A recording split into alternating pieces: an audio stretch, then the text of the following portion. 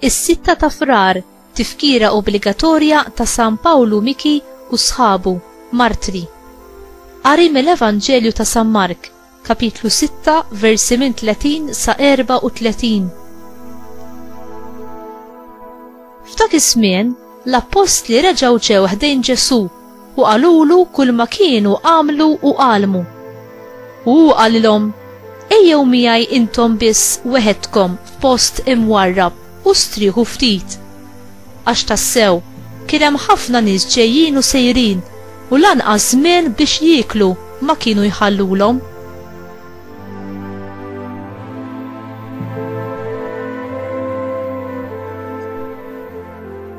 Marru mela bid-dajsa weħedhom lejn post imwarrab, imma n-nies rawhom sejrin, kienu ħafna dawk li jarfuhom u telqu jiġru lhemm bil-mixi nies mill-bliet kollha u waslu qabilhom.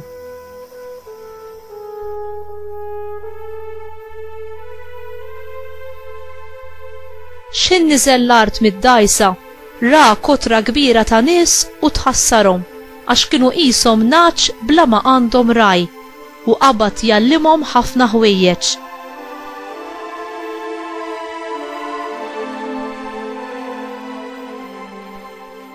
Il-kelma tal-mulej, tifħir lilek Kristu.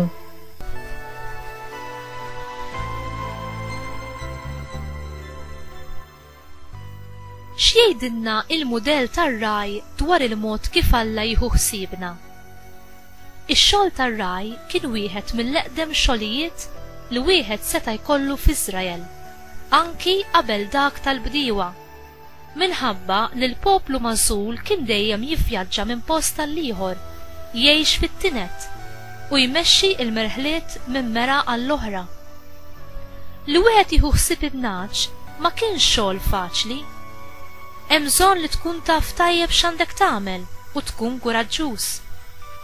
Il-merħliet kienu kbar, eluf u anki għaxriet ta' eluf ta' naċ. Kienu jqattaw il-parti l-kbira tas-sena fil-beraħ.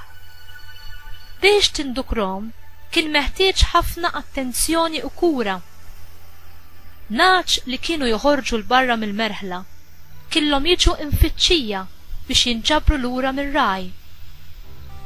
Peress li l-klieb selvaġġi, l-pup u anki l-ors kienu komuni u jieklu n-naċ, ir-rajja ħafna drabi kellhom jissiltu ma' dawn il-bejjem feroċi u perikolużi. Ir-raj kellu letteralment ipoġġi l-ħajja tiegħu fil-periklu biex jiddefendi lin-naċ. Ir-rajja kienu jbidlu l-xulxin bil-lejl biex dejjem ikun hemm xi ħadd għassa jipproteġi n-naċ minn min seta' jattakkhom. In-naċ u r-rajja tagħhom kienu jgħixu kontinwament flimkien. Il-ħajja tagħhom kienet tant maquda b'mod intimu li n-naċ individwali, anki jekk jitħallat ma' merħliet oħra, seta' jaraf il-vuċi tar-raj tiegħu u jmur ħdejh meta dan kien isejjaħlu bismu.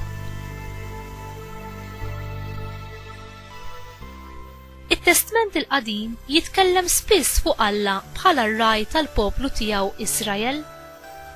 F'Salm 23, vers 1 insibu: il-mulej u r-raj tiegħi xejn ma jnoqosni. U f'Salm 80, vers 1 insibu: o raj ta' Israel għati widen, int li tmexxi bħal merħla lil Ġuseppi. F'Salm 100, vers 3 insibu: aħna l-poplu tal-mulej u n-naċ tal-merħla tiegħu. Il-Messija jidher ukoll bħala r-raj tal-poplu ta' Alla. F'Iżajija kapitlu 40, vers 11 insibu: bħal raj li jitma' l-merħla tiegħu, fidrijaw jerfaħħhom. Ġesu qal lid-dixxipli tiegħu li hu kien ir-raj it-tajjeb li kien lest li jħalli ħajtu għan-naċ tiegħu. Dan insibuh f'Mattew kapitlu 18, vers 12, f'Luqa kapitlu 15, vers 4 u fi Ġwanni kapitlu 10.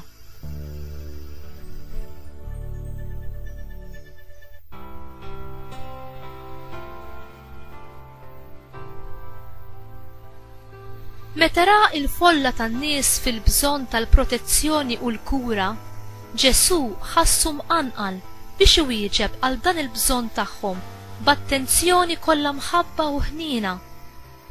Imħabbtu kienet imħabba personali għal kull persuna li kienet tirrikorri għandu bil-bżonnijiet tagħha. Pietru l-Apostlu sejjaħ lil Ġesu bħala r-raj u l-assis ta' ruħna fl-ewwel ittra tiegħu kapitlu 2 vers 25. Inti għad doqt il-paċi u s-sigurtà ta' ħajja taħt il-ħarsien ta' Ġesu, ir-raj tajjeb? Fil-persuna ta' Ġesu naraw il-mod kif Alla iħarisna u jieħu ħsiebna. Viġilanza, bil-paċenzja, b'imħabba u bożza kbira. Fil-battalja tagħna kontra d-dnub u l-ħażen, Ġesu huwa dejjem lest li joffri l-għajnuna, il-qawwa u r-refuġju tiegħu. Inti dejjem tafda fil-grazzja u l-għajnuna tiegħu?